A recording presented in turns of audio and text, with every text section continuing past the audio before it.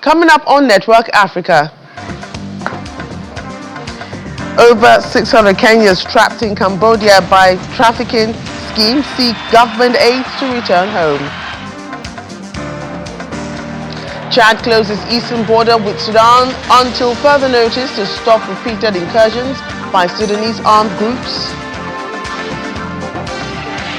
Plus, Malawi faces severe ecological crisis, loses up to 40,000 hectares of forest annually to illegal logging and charcoal production.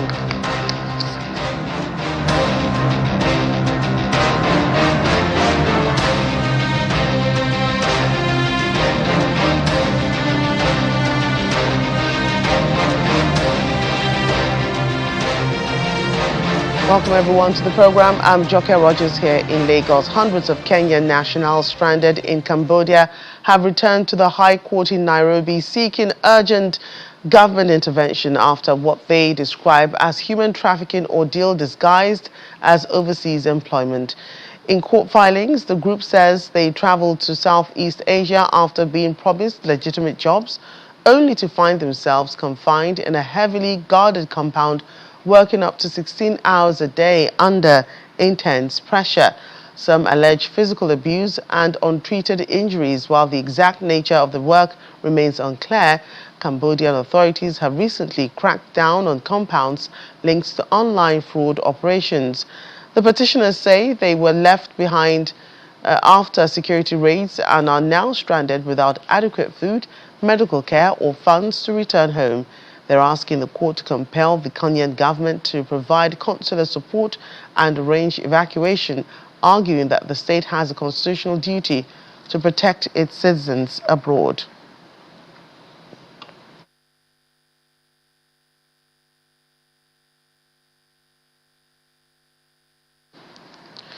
The Secretary General of the African Continental Free Trade Area Secretariat, Wamkele Mene, says digital trade and artificial intelligence are set to redefine Africa's economic trajectory.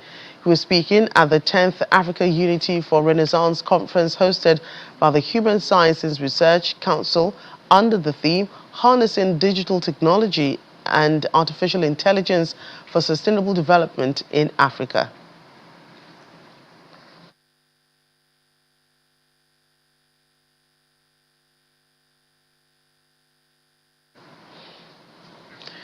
The National Agency for Prohibition of Trafficking in Persons, NAPTIP, in partnership with the British High Commission in Abuja, today convened a landmark Survivor Center event highlighting the emerging global crisis of human trafficking and cyber-enabled scam operations in Southeast Asia. The event, tagged Confronting the Global Scam Center Crisis, Perspective of Nigerian Survivors, brought together recently repatriated Nigerian nationals who were deceived with fraudulent job offers and trafficked to Myanmar, Laos, Cambodia and Thailand. Many were forced into conducting sophisticated cyber fraud schemes under exploitative and abusive conditions. The program follows the successful joint efforts of NAPTIP, the Nigerian Ministry of Foreign Affairs, the Nigerian Embassy in Bangkok and the British NGO Eden, whose coordinated action in Bangkok's Immigration Detention Center enabled the safe rescue and return of 23 Nigerian survivors earlier this month.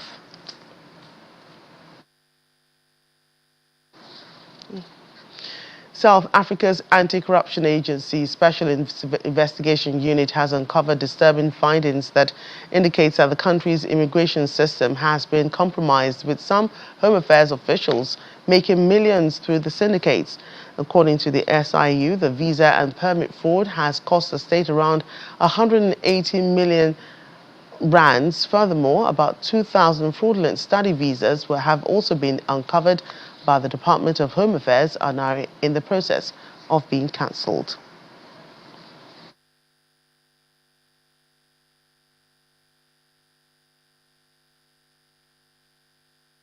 The Special Investigating Unit has uncovered a disturbing reality. South Africa's immigration system has been treated as a marketplace where permits and visas are sold to the highest bidder. Officials entrusted with safeguarding the integrity of the Department of Home Affairs, instead of turned their position into a profit-making scheme, while external actors, including Prophet Shepherd Bushiri, Mr. Mpofu, and a Nigerian rapper, which is Prince Obioma, exploited influence, fabricated documentation, and manipulated systems weaknesses to secure permanent residence out of the system. The investigation revealed that the country's borders were not protected by law, but auctioned off through corruption. From May 2024, we conducted search and seizure at Asylum and Fraud Revelation, where a whistleblower brought forward to the SIU allegation that foreign nationals enter South Africa, fraudulently obtain asylum seeker permit, and later use them to apply permanent residence and ultimately citizenship. The SIU received information that this foreigner national collude with syndicate involving corrupt Home Affairs official to secure permits.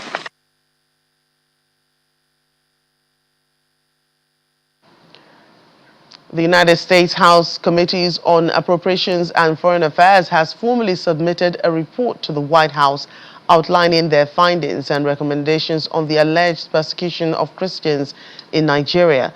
The report recommended sanctions and visa restrictions against individuals and groups responsible or complicit in religious persecution.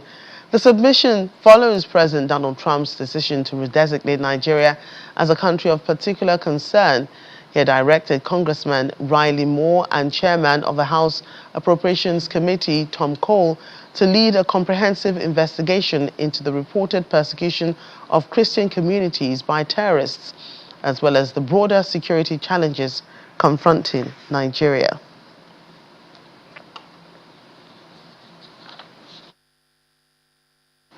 Russia has delivered about 60 tons of humanitarian aid to Madagascar to support victims of Fitia and Gezani cyclones. The Russian Foreign Ministry reported that the humanitarian aid includes 30 tons of rice, 16 tons of beans, and 13 tons of sunflower oil to support affected families and assist ongoing humanitarian efforts. On February 18, Russian President Vladimir Putin expressed his desire to support the country following the deadly natural disaster.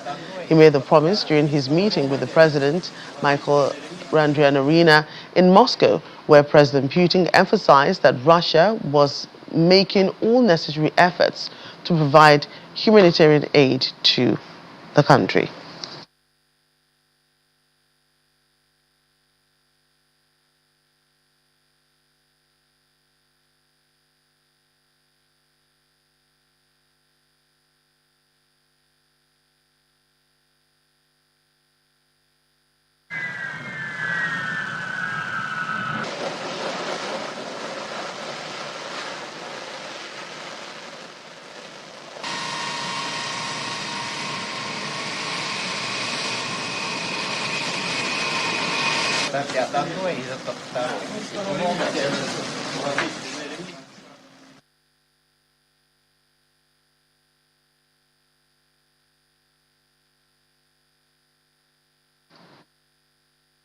And Malawi is grappling with severe deforestation fueled by the charcoal trade, with an estimated 17% loss in forest cover between 2001 and 2024, a decline linked to worsening annual floods, soil degradation, and rising rural poverty. Footage filmed on Monday in Lilongwe shows bicycle vendors hauling heavy sacks of charcoal across the city, while trucks loaded with firewood enter busy markets where stacks of charcoal are sold primarily for household cooking. Another vendor, Chrissy Justin, said profits are minimal despite long working hours. He said if he can find a well-wisher to give her capital, then she can start to sell used clothes, because although she spends much time selling charcoal, she doesn't make any profit. The woman notes that according to Teddy Kimoto, Acting Director of Forestry for the country's Department of Forestry, the pressure on the country's protected areas has intensified. Mr. Kamoto also adds that deforestation is accelerating soil erosion, With gullies forming across parts of the country, the loss of tree cover has contributed to river siltation, increasing the frequency and severity of floods. Although the charcoal trade is illegal, authorities have deployed police and military officers to crack down on vendors. This strategy, according to critics, has done little to reduce demand while causing great hardship for those who depend on the trade for their survival.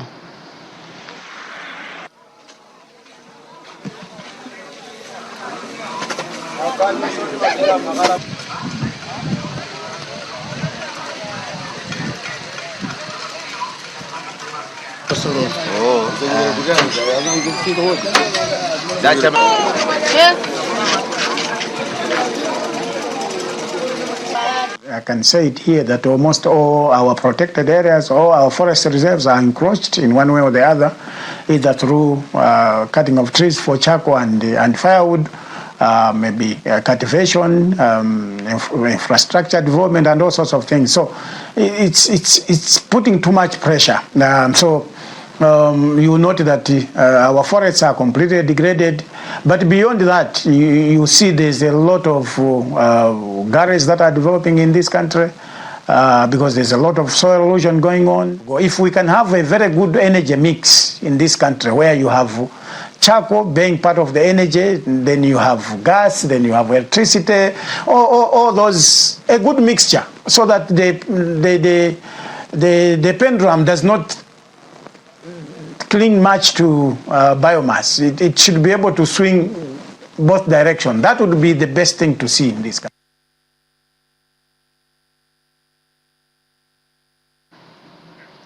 The border crossing between the Democratic Republic of Congo and Burundi reopened on Monday after a closure of more than 2 months, bringing relief to those who had fled Uvira amid the AFC M23 clashes. Kavimvira crossing, that is, a vital trade route linking Uvira and Bujumbura, resumed operations as Congolese authorities reasserted control over the area. Footage shows people carrying their personal belongings as they arrived at the border. Efforts in reopening the border and pleaded for assistance bringing in those who remain in Burundi back home. An advance by the M23 group in South Kivu South Kivu province had led to a significant influx of Congolese refugees into Burundi on Monday. Many of the refugees returned to their hometowns after the crossings reopened.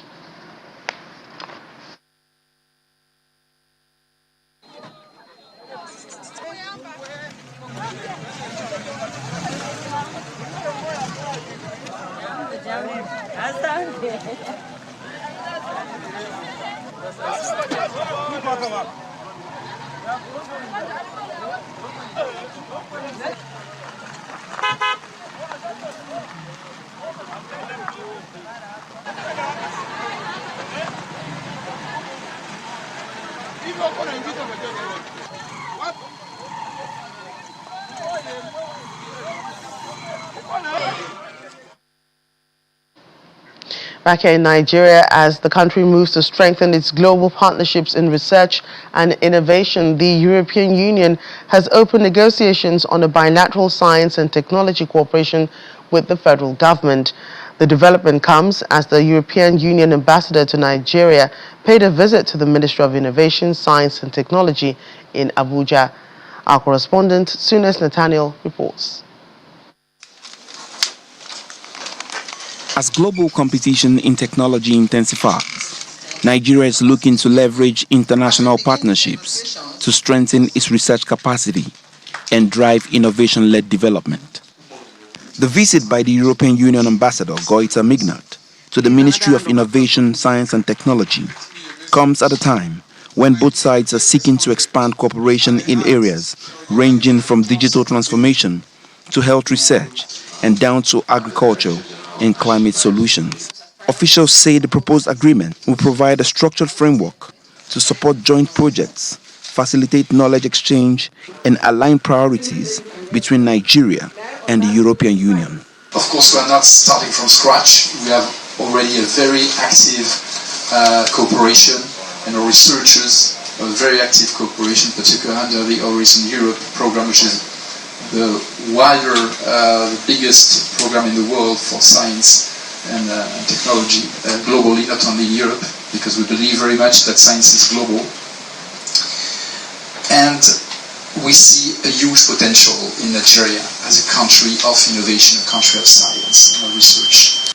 The Minister of Innovation, Science and Technology says the engagement reflects Nigeria's commitment to harnessing science and technology as drivers of economic transformation and global competitiveness. The significance, the historic importance of this moment is not lost on us at all.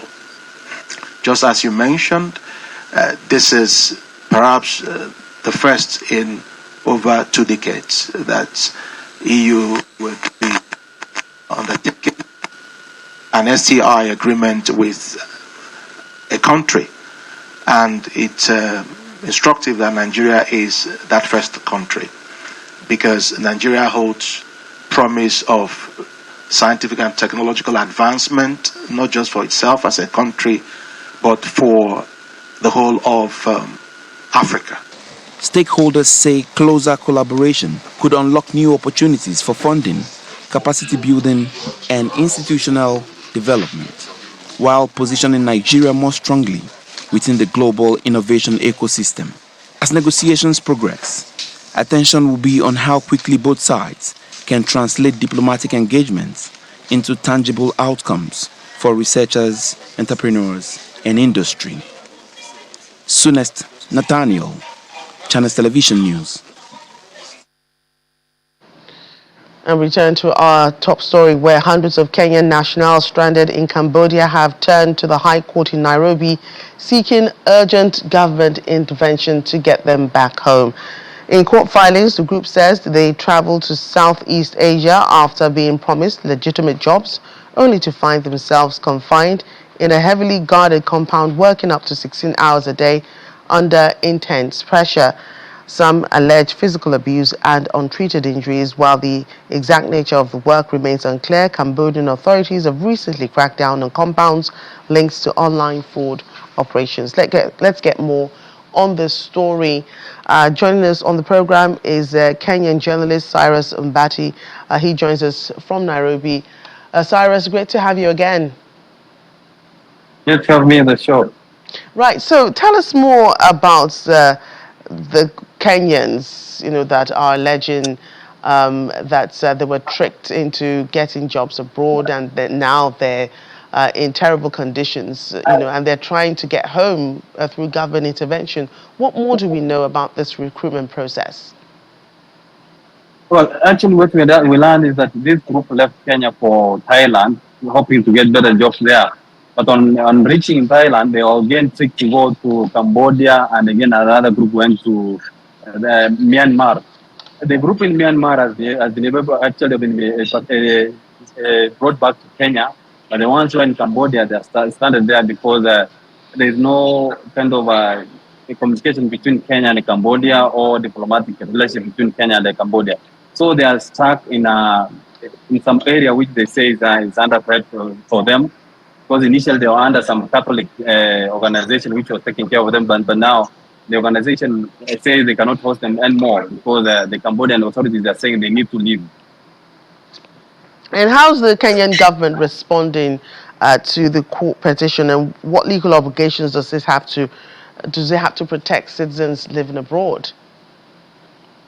Yeah, they have an obligation, it's actually a constitutional obligation for them to bring back those Kenyans who are stuck there, because these Kenyans have been pleading with them since last year in November, trying to get the way they can come back to Kenya. But it's very expensive for them to be able to be brought, for example, from Cambodia to Thailand, because as you understand, Cambodia and Thailand, they are fighting at the main border. So there was kind of poor lack of communication between the two countries, where Kenya has an embassy to coordinate the whole program. So as it stands now, the Kenyan government is trying to look for a way of to use the embassy, which is in Thailand, to send emissaries to Cambodia so that they can be able to purchase them to Thailand and be flown back to Kenya. That is much expensive because most of them don't have travel documents, including passports, which were taken away by their those people facilitated they are going there. Right, and with Cambodia authorities ordering them to leave by this weekend, I believe, as you've already, mentioned that they've been asked to leave. What imminent risks do these stranded Kenyans face? Well, you see, the Cambodian authorities, they're saying that they will be taken from where they are to a kind of a detention center, more of a jail where they're going to be taken, which now will be bad or poor conditions for them to live. So those are the fears they have, that if they're not being evacuated by next week, they will be declared kind of person, or rather they'll be declared as detainees or suspects who are in custody. That's the fear they have. And then the process of now getting them back to Kenya will be again longer and tedious in a way.